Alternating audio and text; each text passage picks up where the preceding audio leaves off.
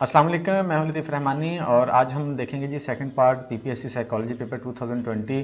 पहली वीडियो में हमने इसके 20 क्वेश्चंस देखे थे और उनके साथ साथ हमने हर क्वेश्चन के अंदर जिस टर्म की या जिस कॉन्सेप्ट की हमें एक्सप्लेनेशन करनी चाहिए थी वो हमने की है और इसके साथ साथ डिफरेंट कॉन्सेप्ट्स को भी हमने समझा है। इसी तरह से आज की वीडियो में हम इसी तरह से करेंगे कि हर क्वेश्चन के अंदर जिन टर्म्स को समझना ज़रूरी होगा, जिनका कॉन्सेप्ट क्लियर करना ज़रूरी होगा, उनको एक्सप्लेन भी करेंगे और कॉन्सेप्ट भी क्लियर करेंगे। तो स्टार्ट करते हैं जी पार्ट 2 पीपीएससी साइकोलॉजी पेपर 2020। ये है मेरा शॉर्ट सा इंट्रोडक्शन, आप देख सकते हैं। आगे बढ़ते हैं जी। क्वेश्चन नंबर 21 हमारे पास है। Classical conditioning is association between. Classical conditioning basically association होती है between 2 stimuli, 3 stimuli, neutral stimuli या कंडीशनल स्टिमुलाई। कितने स्टिमुलस के दरमियान ये जो एसोसिएशन होती है, तो ये हम देखेंगे 2 स्टिमुलस के दरमियान। ठीक है जी। एक होगा आपका अनकंडीशनल स्टिमुलस और दूसरा होगा आपका neutral stimulus. Question number 22, REBT is the type of. ये जो REBT एक थेरेपी है, ये कहते हैं ये टाइप होती है, किस टाइप की थेरेपी होती है? Cognitive behavioural therapy, psychodynamic therapy, existential therapy या ह्यूमनिस्टिक थेरेपी। तो ये होती है कॉग्निटिव बिहेवियरल थेरेपी। याद रखिएगा, ये जो REBT होती है ना, इसमें क्या किया जाता है, आपकी थॉट्स और बिहेवियर पर काम किया जाता है। अब ये तीनों चारों जो टाइप्स हैं इनको हम देख लेते हैं जी। रैशनल इमोटिव बिहेवियर थेरेपी, इसका REBT का पूरा जो होगा इसका नाम ये होगा, रैशनल इमोटिव बिहेवियर थेरेपी। इसमें क्या होता है, is a type of therapy introduced by Albert Ellis ने इसको इंट्रोड्यूस करवाया था 1950s के अंदर, यानी कि 50 की दहाई में। ये याद रखिएगा, ये भी आपको पता होना चाहिए। It is an approach that helps you identify irrational beliefs and negative thought patterns. इसमें क्या होता है कि चूंकि यहाँ पर रैशनल लगा है ना, इसमें जो पर्सन होता है, इंडिविजुअल होता है, उसकी इरेशनल थॉट्स होती हैं ना, यानी कि जो गलत थॉट्स होती हैं, जिसकी लॉजिक नहीं होती, थॉट्स या बिलीव्स को चेंज किया जाता है रैशनल थॉट्स के अंदर या पॉजिटिव थॉट्स के अंदर। ठीक है जी। इस REBT के अंदर, इस थेरेपी के अंदर, दैट में लीड टू इमोशनल और बिहेवियरल इश्यूज। जो इरेशनल उसकी बिलीव्स या थॉट्स होती हैं ना, या नेगेटिव थॉट्स होती हैं, वो क्या कर रही होती हैं, उसको इमोशनली डिस्टर्ब कर रही होती हैं या उसके बिहेवियरल को डिस्टर्ब कर रही होती हैं। ठीक है जी। उसका इमोशनल और बिहेवियरल इश्यूज क्रिएट कर रही होती हैं ये जो थॉट्स होती हैं, तो इनको रैशनल बनाया जाता है इस बिहेवियर थेरेपी के through. Cognitive behavioural therapy is a form of psychological treatment in which therapist work on thoughts and behaviour. ये थॉट्स और बिहेवियर पर काम किया जाता है, पहले भी हमने देख लिया है। ये किन किन प्रॉब्लम्स में इसको यूज़ किया जाता है? Depression, anxiety, alcohol, drug abuse, marital problems, eating disorder and other mental illnesses. इन सब में इसको यूज़ किया जाता है। ये इसको टॉकिंग थेरेपी भी बोला जाता है। और ये इसमें ये होता है कि जो साइकोलॉजिस्ट या थेरेपिस्ट होता है वो सिर्फ आपकी थॉट्स और बिहेवियर पर वर्क करके आपको पॉजिटिव थॉट्स और आपके बिहेवियर को चेंज करता होता है। उसके बाद है जी साइकोडायनामिक थेरेपी। साइकोथेरेपी और psychoanalytic psychotherapy is a form of psychoanalysis और डेप्थ साइकोलॉजी। ये जो थेरेपी होती है ना, ये इसको साइकोडायनामिक थेरेपी भी कहते हैं, साइकोएनालिटिक थेरेपी भी कहते हैं। याद रखिएगा, ये साइकोएनालिसिस के रिलेटेड थी, यानी कि सिगमंड फ्रॉइड ने ये दी थी। इसको डेप्थ साइकोलॉजी भी बोला जाता है, डेप्थ साइकोथेरेपी भी कह सकते हैं। Whose primary focus to reveal the unconscious content. इसका जो पर्पस होता है, ये अनकॉन्शियस में जो आपकी जो प्रॉब्लम्स होती हैं या इंफॉर्मेशन होती है या मालूमात होती है, जो आपके पास्ट एक्सपीरियंसेस होती है, उनको निकाल के ट्रीट किया जाता है पेशेंट को। ठीक है जी। ये जो साइकोडायनामिक या साइको एनालिटिक साइकोथेरेपी होती है, ये अनकॉन्शियस पर वर्क करते हैं इसके अंदर। याद रखिएगा, जो थेरेपिस्ट होते हैं। Existential therapy. एग्जिस्टेंशियल थेरेपी, ये देखें आपके वर्ड के अंदर ही पड़ा हुआ है कि एग्जिस्ट करना। तो एग्जिस्टेंशियल थेरेपी में क्या होता है, इसमें इंसान को रियलाइज करवाया जाता है, इंडिविजुअल को रियलाइज करवाया जाता है कि आप एग्जिस्ट करते हो तो आपकी वर्थ है। ठीक है जी। ये देख लेते हैं। Therapist tries to help people find meaning and purpose in their lives. कि इसमें इंसान को सिखाया जाता है कि अपना पर्पस ढूंढे, अपनी लाइफ का मीनिंग ढूंढे, अपना जो जीने का एक वो कहते हैं ना वजह तलाश करें। इस थेरेपी के अंदर ये सिखाया जाता है। अ थेरेपिस्ट एक्टिवली इनकरेजेस, उसको इनकरेज करता है to use their capacity to make choices, अपनी कैपेसिटी के मुताबिक चीज़ों को वो सेलेक्ट करे और अपनी लाइफ गुजारे। And to develop their lives as a way to maximise their existence, और अपने इस तरह से लाइफ गुजारे कि वो अपनी एग्जिस्टेंस को मैक्सिमाइज कर सके। Are their reason for being, और यानी कि अपनी रीज़न तलाश करे अपने इंसान होने की, अपने मौजूद होने की। ठीक है जी, एग्जिस्टेंशियल थेरेपी में ये सिखाया जाता है, इंसान को अपनी वर्थ, अपने होने की अहमियत का एहसास दिलाया जाता है इस थेरेपी के अंदर। उसके बाद है humanistic therapy, an approach to psychotherapy focus on a person as an individual with unique potential and abilities. ये ह्यूमनिस्टिक थेरेपी भी ऊपर जो एग्जिस्टेंशियल थेरेपी उससे मिलती जुलती है कि इसमें क्या किया जाता है, इंसान को ये एहसास दिलाया जाता है कि वो आप यूनिक हो, आपके अंदर कोई पोटेंशियल मौजूद है एंड एबिलिटीज़ भी मौजूद है आपके अंदर।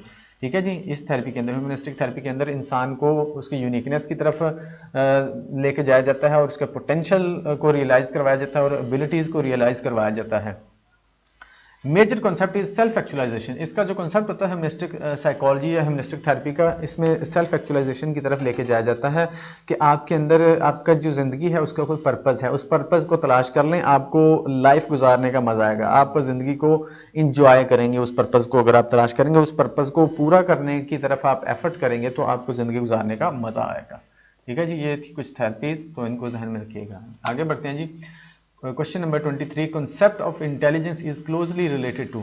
इंटेलिजेंस का कॉन्सेप्ट किससे रिलेटेड है? तो ये हमें पता है कि ये कोग्निशन से रिलेटेड है। कोग्निशन हमारे ब्रेन से रिलेटेड है, माइंड से रिलेटेड है।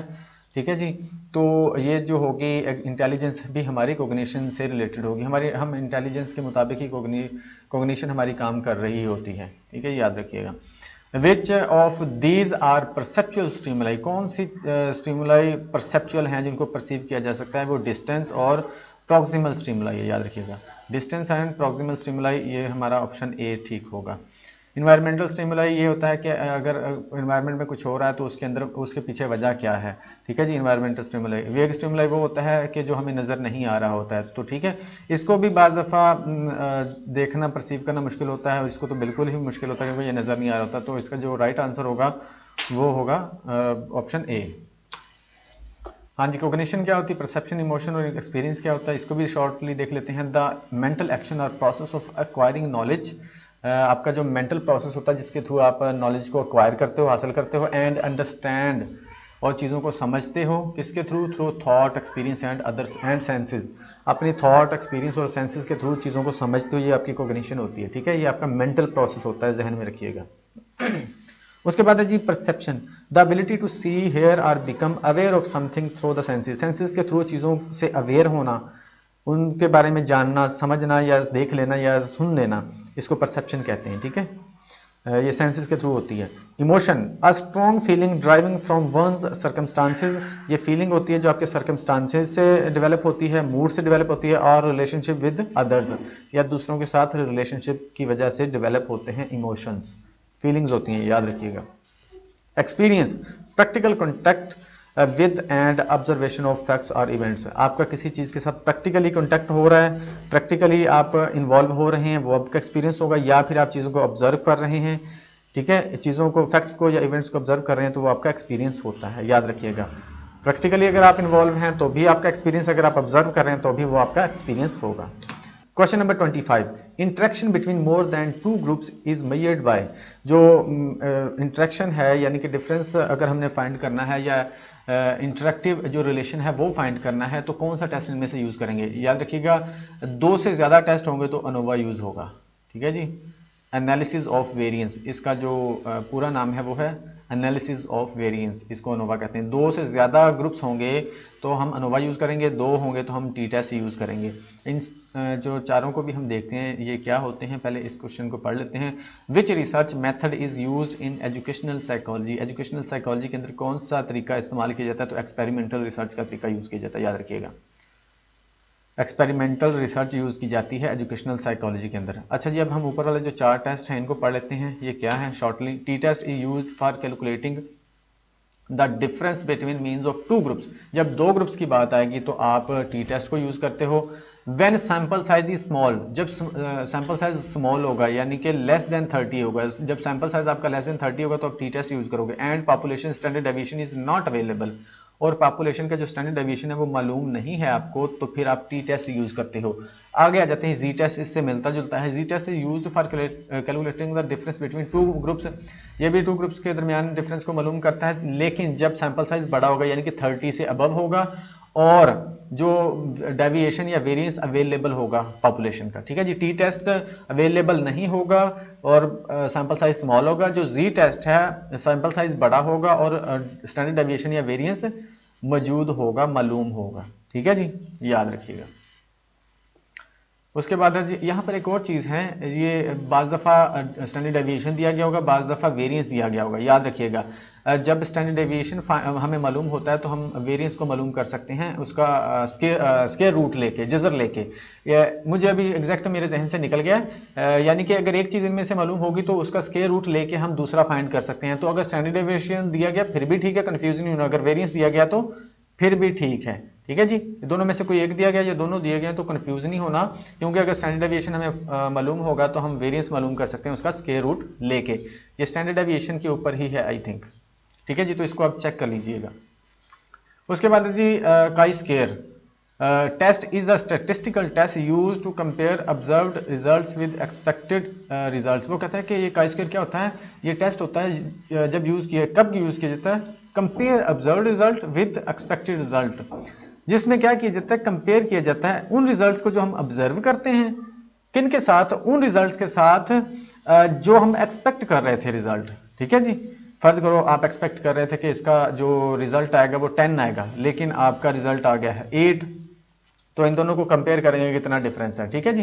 तो ये इस तरह से होगा कि हम उन रिजल्ट्स को कंपेयर करते हैं जो हमने ऑब्जर्व किए हैं और उन रिजल्ट्स के साथ जो हम एक्सपेक्ट कर रहे थे, याद रखिएगा chi square. The purpose of this test is to determine if a difference between observed data and expected data is due to chance, कि ये जो डिफरेंस आया है ये ड्यू टू चांस आया है, या फिर if it is due to the relationship between the variables you are studying, या फिर वेरिएबल्स की वजह से आया है, ठीक है जी। काई स्क्वायर के अंदर हम कंपेयर करते हैं ऑब्जर्व रिजल्ट्स को एक्सपेक्टेड रिजल्ट्स के साथ, और इसी का जो पर्पस होता है वो ये होता है कि डिफरेंस ये क्यों आ रहा है, बाई चांस आया है या वेरिएबल्स की वजह से आया है, ठीक है जी। आई होप कि क्लियर हो गया होगा। अगर क्लियर हुआ है तो चैनल को सब्सक्राइब जरूर कीजिएगा, ठीक है जी, और लाइक और कमेंट भी कर दीजिएगा। Also called goodness of fit test, इसको गुडनेस ऑफ फिट टेस्ट भी कहते हैं, which means that whether a particular distribution fits the observe data और नॉट, कि जो डिस्ट्रीब्यूशन है, जो कोई पर्टिकुलर डिस्ट्रीब्यूशन है वो फिट हो रही है ऑब्जर्व डेटा के अंदर या नहीं, ठीक है जी। तो इसको गुडनेस ऑफ फिट टेस्ट भी कहा जाता है, इस तरह भी इसको पूछा जा सकता है टेस्ट के अंदर अगेन। उसके बाद है जी F test, ratio of two same variances. F test जो होता है इसमें क्या होता है, रेशो देखी जाती है टू सेम वेरिएंसेस की, याद रखिएगा, ये एफ टेस्ट है। तो ये जी इनको अच्छे से देख लीजिएगा कि क्योंकि ये हो सकता है कि इनमें से स्टैट के अंदर जो जनरल चीज़ें हैं उनमें से एक या 2-3 क्वेश्चन ज़रूर आते हैं, तो इनको अच्छे से देख लीजिएगा। हो सकता है कि इस दफ़ा जो पीपीएससी या एफपीएससी का आपका टेस्ट होगा उसमें इनमें से क्वेश्चन पूछ लिए जाएँ। ये इसमें से बहुत सारे क्वेश्चन बन रहे हैं कि ये छोटा होता है, स्टैंडर्ड डेविएशन मालूम होता है या नहीं होता, ठीक है जी, बड़ा होता है, कितने से बड़ा होता है, कितने से छोटा होता है, काई स्क्वायर क्या होता है, ये इसमें भी 3-4 चीज़ें हैं। उसके बाद ये गुडनेस ऑफ फिट टेस्ट, ये भी देखिए कितने क्वेश्चन बन रहे हैं, तो इनको अच्छे से समझ लीजिएगा, और अगर समझ आइए तो सब्सक्राइब जरूर कीजिएगा। Thank you. आगे बढ़ते हैं जी। 27 the concept of soul is given by, जो सोल का कॉन्सेप्ट है, रूह का कॉन्सेप्ट है, वो और एरिस्टोटल ने दिया था, याद रखिएगा। इन चारों को एक दफ़ा देख लेते हैं। Aristotle regarded psychology as a part of natural philosophy, Aristotle के मुताबिक नेचुरल फिलोसफी का पार्ट है, and he wrote much about the philosophy of mind, इन्होंने माइंड की फिलोसफी पे लिखा। This material appears in his ethical writings in a systematic treatise on the nature of the soul, soul के बारे में इन्होंने बात की है, इसको डी एनिमा भी बोला गया है, ठीक है जी। And in a number of minor monographs on topics such as sense perception, memory, sleep and dreams, इन टॉपिक्स पर भी इन्होंने लिखा है एरिस्टोटल ने, याद रखिए। Also called the father of psychology, Aristotle को फादर ऑफ साइकोलॉजी भी बोला जाता है। अगर एक्सपेरिमेंटल साइकोलॉजी का फादर बोला जाएगा तो विलियम वुंड को बोला जाएगा, अगर साइकोलॉजी का जनरल पूछा जाए तो एरिस्टोटल को बोला जाता है। प्लेटो डिफाइंड 3 एस्पेक्ट्स ऑफ साइक, साइक के इन्होंने 3 एस्पेक्ट बताए थे, रीजन, फीलिंग एंड एपिटाइट, याद रखिएगा। साइक के 3 एस्पेक्ट्स प्लेटो ने बताए थे, वो कौन कौन से हैं, reason, feeling and appetite. He also wrote about the duality of psyche and the relationship between mind and body, इन्होंने ड्यूअलिज्म पर भी बात की थी, यानी कि माइंड और बॉडी के रिलेशनशिप पर भी बात की थी। He believe that action of the humours of the body affects one's mental state, इन्होंने बोला कि बॉडी के अंदर ह्यूमर्स पाए जाते हैं जो अफेक्ट करते हैं आपकी मेंटल स्टेट को, ठीक है जी। Plato propose that human psyche was the seat of all knowledge. इन्होंने बोला कि जो ह्यूमन साइक है इसके अंदर तमाम नॉलेज होता है, and that human mind was imprinted with all of the knowledge it needed. उसको जितना नॉलेज चाहिए होता है वो उसके अंदर मौजूद होता है, ये प्लेटो का कहना है। As a result learning was a matter of unlocking and utilising this inbuilt knowledge. वो कहता है कि जो लर्निंग है ना वो डिपेंड कर रही होती है अनलॉकिंग पर एंड यूटिलाइजिंग पर। किस पर? किसकी यूटिलाइजिंग और अनलॉकिंग पर? जो आपके अंदर इनबिल्ट नॉलेज मौजूद है सॉरी, इनबिल्ट जो नॉलेज मौजूद है, अगर आप लर्न करना चाहते हैं तो अनब्लॉकिंग और यूटिलाइजिंग पर ही डिपेंड कर रहा होगा। A process he called anamnesis. इन्होंने इस प्रोसेस को एनामनेसिस बोला था। ठीक है जी, इंपॉर्टेंट बात की है वैसे इन्होंने, तो इसको पढ़ लीजिएगा।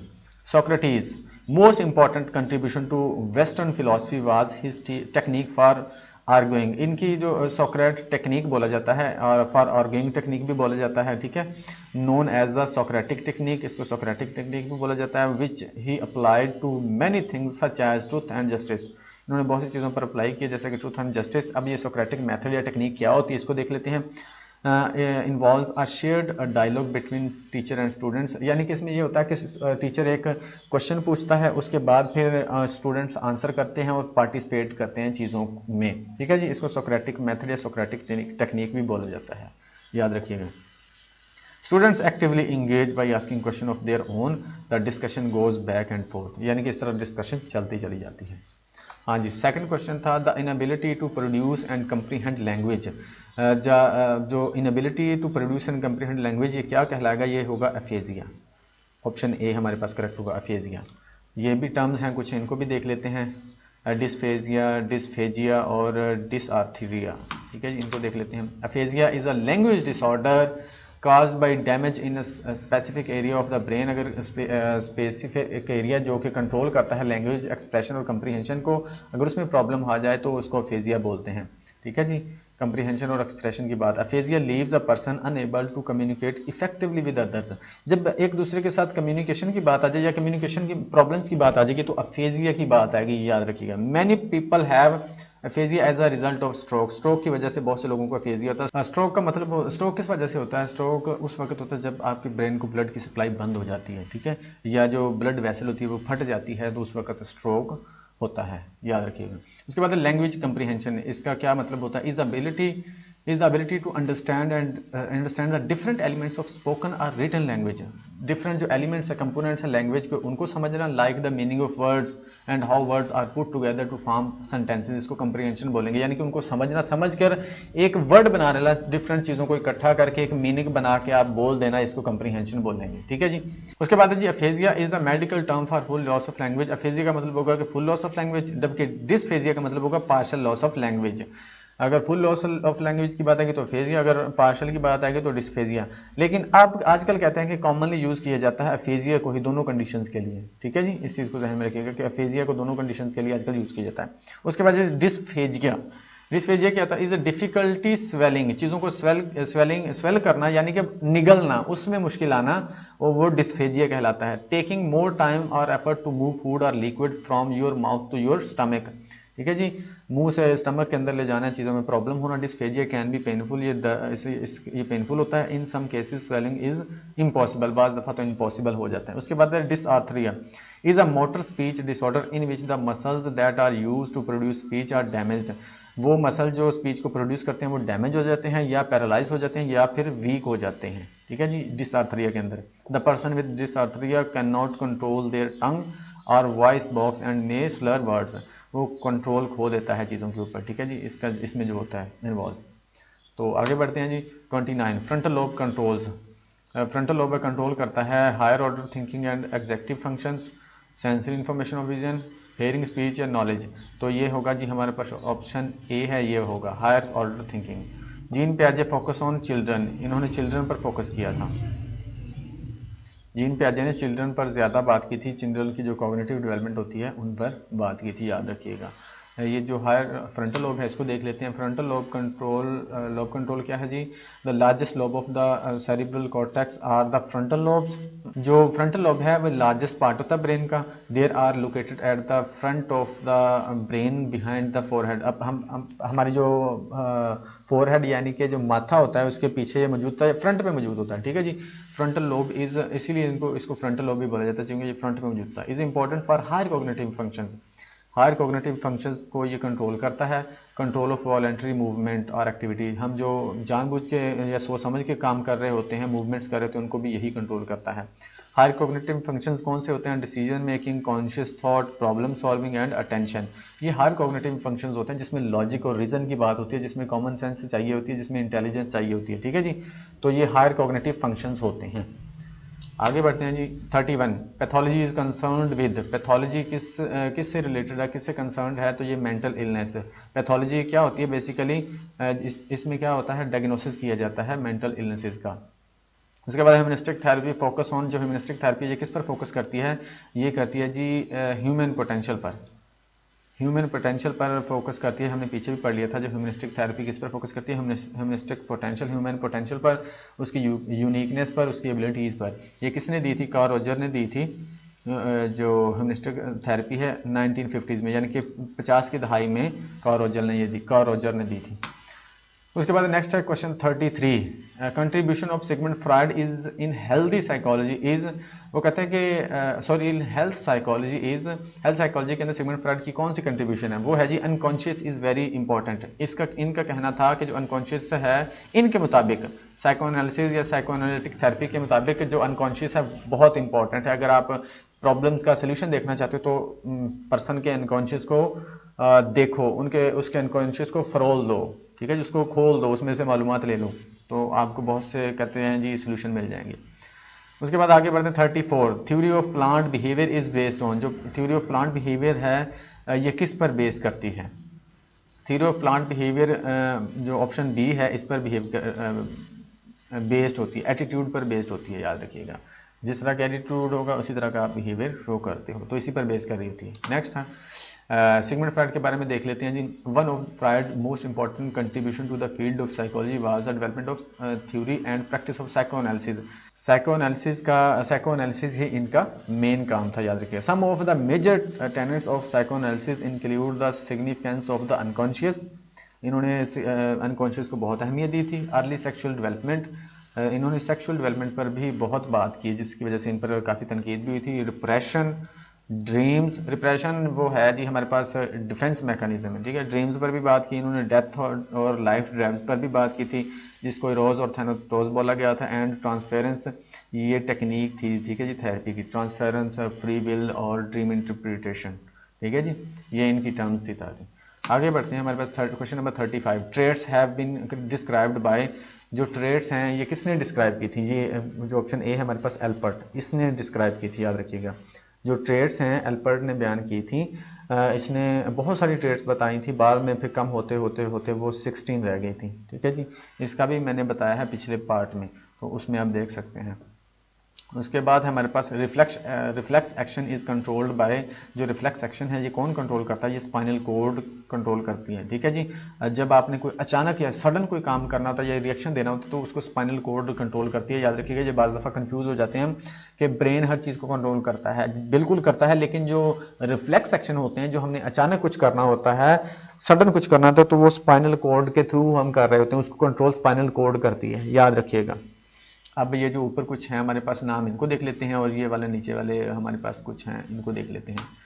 एल्पर्ट क्या है? His important introductory work on the theory of personality. इन्होंने पर्सनैलिटी थ्योरी पर बहुत काम किया था, पर्सनैलिटी पर काम किया था। पर्सनैलिटी अ साइकोलॉजिकल इंटरप्रिटेशन, ये इन्होंने बुक लिखी थी 1937 के अंदर। Allport is best known for the concept that although adult motives develop from infantile drives. वो कहते हैं जो अडल्ट की मोटिव्स होती हैं वो डेवलप हो जाती हैं, कब होती हैं, किस वजह से डेवलप होती हैं? Infantile drives. इन्फेंटाइल ड्राइव्स यानी कि बचपन की वजह से।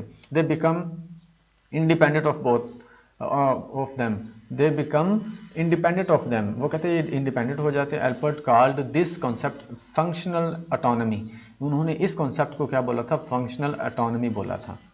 ठीक है जी। उसके बाद Spearman, British psychologist who theorise that a general factor of intelligence also called ji factor.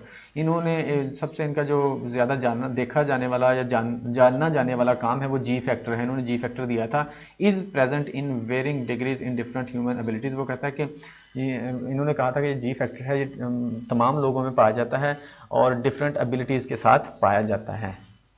Herbert Spencer is a famous for his doctrine of social Darwinism.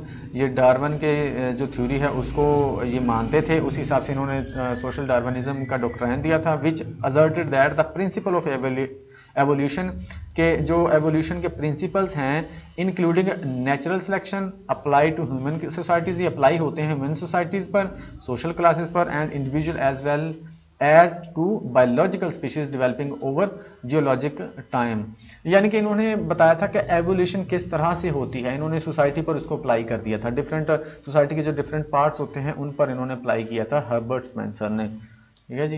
Next हमारे पास है spinal cord, act as the main centre for reflex action को control करती है। The spinal cord acts as a link between spinal nerves and brain. Spinal nerves और brain के दरमियान में ये कनेक्ट भी करवाती है। उसके बाद the pons while involve in regulation of functions carried out by cranial nerves. Cranial nerves में ये मतलब कि फंक्शन में रेगुलेट करने में हेल्प करती है। Works together with the medulla oblongata, इनके साथ जो मेडोला ऑब्लोंगेटा है इसके साथ मिलकर काम करती है। To serve an especially critical role in generating the respiratory rhythm of breathing. ये जो रेस्पिरेटरी रिदम होता है इसमें अपना रोल प्ले करती है ये pons. Active functioning of the pons में ऑल्सो भी fundamental to rapid eye movement. Rapid eye movement में भी ये बहुत रोल प्ले करती है, याद रखिएगा जो पोन्स होती हैं। पोन्स याद रखिएगा, अगर ये देखा जाए या पूछा जाए कि ड्रीम्स कहाँ पर आते हैं, दिमाग के किस हिस्से में आते हैं, किस हिस्से की वजह से आते हैं, तो वो पोन्स की वजह से हैं, ये भी याद रखिएगा। रैम स्लीप भी इसी हिस्से की वजह से। मेडोला ऑब्लोंगेटा क्या है जी, plays a critical role in transmitting signals between the spinal cord and higher parts of the brain. Signal को ट्रांसफर करते हैं इन दोनों के दरमियान।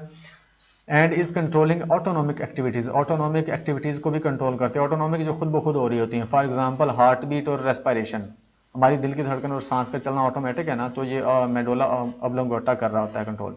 Mid brain also called mesencephalon, इसको मीजेंसेफ्लोन भी बोलते हैं। That is compose of tectum and tegmentum, जो किससे बना होता है, टेक्टम और टगमेंटम से। The midbrain serves important functions in motor movement, motor movement में अपना रोल प्ले करता है, पर्टिकुलरली मूवमेंट्स ऑफ आईज, खास तौर पर आंखों की movement, and in auditory and visual processing. Motor movement में अपना रोल प्ले करता है, खास तौर पर आंखों की मूवमेंट, इसके साथ साथ ऑडिटरी और विजुअल प्रोसेसिंग में भी अपना रोल प्ले करता है मिड ब्रेन, याद रखिएगा। आगे बढ़ते हैं जी। क्वेश्चन नंबर 37, MMPI-1 और MMPI-2 पर्पस टू असेस। इनका जो पर्पस होता है वो ऑप्शन ए है, मेंटल इलनेस एंड क्राइम। इन टेस्ट का जो पर्पस होता है मेंटल इलनेस और क्राइम, ये हमारा जो मेंटल इलनेस को देखता है, ये हमारे फील्ड को देखता है। मिनेसोटा मल्टीफेजिक पर्सनैलिटी इन्वेंट्री इसको बोला जाता है, इसका जो फुल फॉर्म है। ठीक है जी। उसके बाद आगे बढ़ते हैं। Condition of worth forces people to live on other values rather than their own, this concept was given by. ये कॉन्सेप्ट दिया था, जो वर्थ का कॉन्सेप्ट है वो दिया था कार्ल रोजर ने, याद रखिएगा। कार्ल रोजर ने ये वर्थ का कॉन्सेप्ट दिएगा, इसको याद रखिएगा। इनको भी देख लेते हैं। रोजर क्या है जी, esteemed as one of the founders of humanistic psychology. Humanistic psychology का इनको फाउंडर भी बोला जाता है। He developed the person centre therapy, इनको क्लाइंट सेंटर, इन्होंने थेरेपी दी थी जिसको पर्सन सेंटर थेरेपी बोला जाता है, क्लाइंट सेंटर थेरेपी बोला जाता है। ठीक है जी। और develop the concept of unconditional positive regard, इनका जो एक कॉन्सेप्ट बड़ा फेमस हुआ था, unconditional positive regard, while pioneering the field of clinical psychological research. Clinical psychological research की बुनियाद भी इन्हीं की, कहा जाता है कि इन्होंने ही रखी थी, यही उसके पायनियर थे। ठीक है जी। क्लिनिकल साइकोलॉजिकल रिसर्च, इन्होंने क्लाइंट सेंटर थेरेपी दी थी, अनकंडीशनल पॉजिटिव रिगार्ड, ये क्लिनिकल साइकोलॉजिकल रिसर्च भी कार्ल रोजर की वजह से स्टार्ट हुई। उसके साथ साथ congruence, incongruence, self worth, ideal self भी इन्हीं का कॉन्सेप्ट था। ठीक है जी। उसके बाद आ जाते हैं, Abraham Maslow was an American psychologist who developed the hierarchy of needs. इन्होंने हायरार्की ऑफ नीड्स दी थी और बताया था कि लोग जो होते हैं, जो इंसान होते हैं, इंडिविजुअल्स होते हैं, वो हायरार्की में चल रहे होते हैं, यानी कि पहले वो अपनी एक नीड पूरी करेंगे, उसके बाद दूसरी पे शिफ्ट होंगे, उसके बाद तीसरी पे शिफ्ट होंगे, उसके बाद चौथी पे शिफ्ट होंगे, और करते करते वो आखिरकार सेल्फ एक्चुअलाइजेशन की तरफ चले जाते हैं। ये भी नीड्स में होता है। ठीक है जी। इंसान इसी के लिए एफर्ट कर रहा होता है। ये आप इसको भी हम डिटेल में देखेंगे हायरार्की ऑफ नीड्स होती क्या है। उसके बाद रोलो में कंट्रीब्यूटर ऑफ ह्यूमनिस्टिक साइकोलॉजी, ये कार्ल रॉजर और अब्राहम मैस्लो और रोलो में, ये तीनों कंट्रीब्यूटर हैं उसके ह्यूमनिस्टिक साइकोलॉजी के। रॉजर और अब्राहम मैस्लो मेन हैं और रोलो में ने भी कंट्रीब्यूट किया था और इन्हीं से इम्प्रेस होकर रोलो में ने अपना भी काम किया है काफ़ी। And helped to introduce existential psychology में भी इन्होंने काम किया, उनके फाउंडर्स में से हैं रोलो में। इन 1958 के अंदर इंट्रोड्यूस करवाया था। When he collaborated with Ernest Angel and Henry, इनके साथ कोलैबोरेट किया था to edit the book existence, फिर उन्होंने बुक को एडिट किया था एग्जिस्टेंस। यहाँ पर भी 3-4 क्वेश्चन बन रहे हैं कि कौन सी बुक थी, कब किया था, क्यों किया था। May was heavily influenced by other philosophical theories such as humanism, देखें कि इनसे इन्फ्लुएंस है ये, ह्यूमनिस्टिक साइकोलॉजी से या ह्यूमनिज्म से।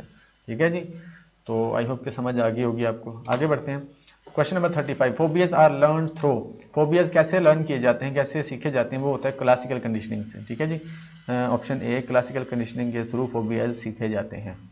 मेमोरी इज रिलेटेड टू, जो मेमोरी है वो किससे रिलेटेड है, किसने इनमें से ज़्यादा काम मेमोरी पे किया, तो वो एबिंगुआस है, याद रखें।